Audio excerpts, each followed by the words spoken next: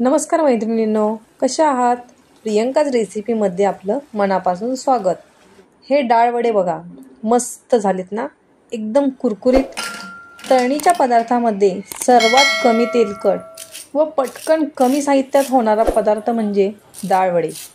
डाळ वडे बनवायला खूप सोपे असतात, तसेच ते खूप पौष्टिक असतात. आज मी तुम्हाला एकदम सोप्या पद्धतीने डाळ वडे कसे बनवायचे हे सांगणार आहे, तर व्हिडिओ शेवटपर्यंत नक्की बघा. चला तर मग आपण आपल्या कुरकुरीत व खमंग अशा रेसिपीला सुरुवात करूया. त्यासाठी मी येथे साधारण 1.5 वाटी हरभरा डाळ घेतलेली आहे. ती रात्रभर पाण्यात भिजत ठेवून रेसिपी करायच्या अगोदर पाण्याने स्वच्छ धुवून पाणी निथळायला ठेवून दिलेली आहे. तुम्ही येथे हरभरा डाळीबरोबर आपापल्या आवडीनुसार वेगवेगळ्या डाळी वापरू शकता.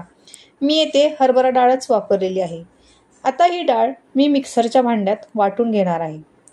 डाळ वाटून घेतानाच मी त्यामध्ये साधारण 1 इंच आल्याचा तुकडा, लसणाच्या 9 ते 10 पाकळ्या, 7 ते 8 हिरव्या मिरच्या व 1 चमचा जिरे घालून ही डाळ वाटून घेत आहे. डाळ वाटताना ती जास्त बारीक न वाटता अशी ओबडधोबड वाटून घ्यायची. आता ही वाटलेली डाळ मी एका बाउलमध्ये काढून घेत आहे.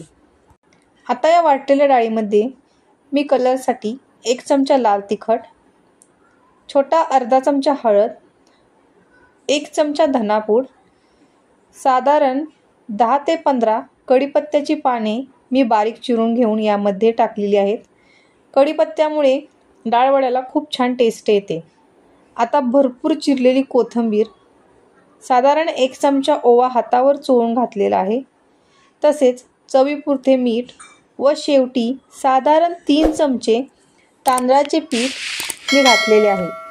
तांदळाच्या पिठामुळे वडा खुसखुशीत बनतो, तसेच वड्याला बाइंडिंग छान येते व ते जास्त तेलकट बनत नाहीत. आता मी हे सर्व मिश्रण हाताने छान मिक्स करून घेत आहे.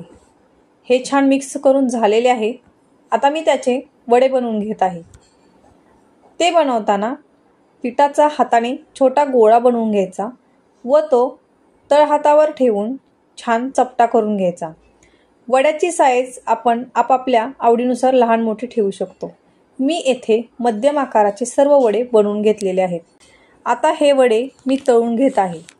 तळताना प्रथम तेल गरम झाले आहे की नाही हे पाहून घेतलेले आहे. तेल चांगले गरम झालेले आहे. आता त्यामध्ये एक एक करून वडे सोडून घ्यायचे. वडे तळताना तेलामध्ये एकदम जास्त वडे टाकायचे नाहीत. तसेच वडे टाकले की ते लगेच न पलटता साधारण 2 ते 3 मिनिट न हलवता तसेच ठेवायचे व 2 ते 3 मिनिटानंतर ते पलटून घ्यायचे.